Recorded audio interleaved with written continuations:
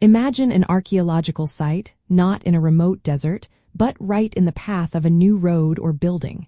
It is a place of immense historical value, but also a hurdle for modern progress. How do we honor both?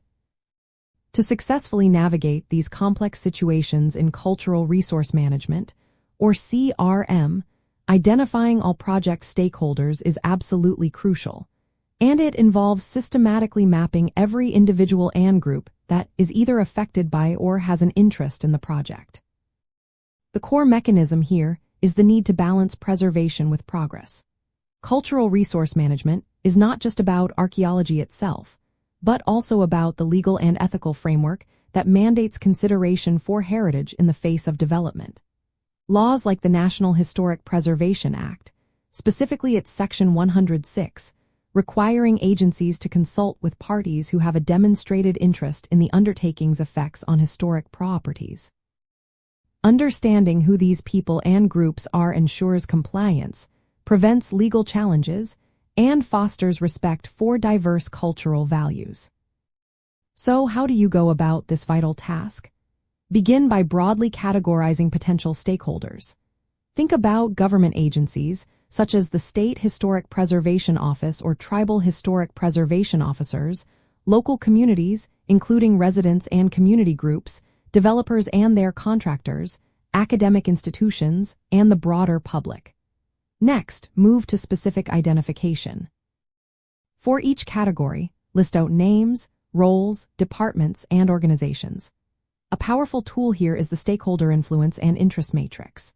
This allows you to plot each identified group based on their level of influence and their degree of interest in the project, helping you prioritize who to engage most closely. Do not hesitate to conduct initial interviews or consultations with obvious key players. They often know other groups or individuals who should be at the table.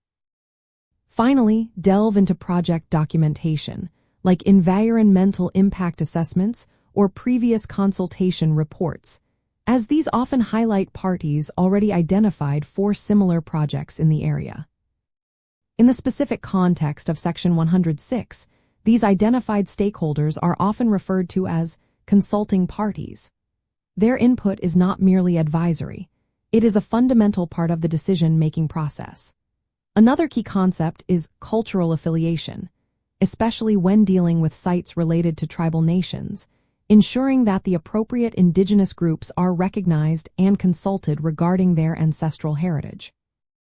This approach moves beyond simple public relations to genuine, shared authority, recognizing the legitimate rights and interests of diverse groups in managing cultural resources. By meticulously identifying and understanding all stakeholders, you transform a potentially contentious development into a collaborative effort. This comprehensive approach minimizes conflict, ensures that cultural heritage is protected responsibly and ethically, and ultimately leads to more sustainable and successful projects for everyone involved, preserving our past while building our future together.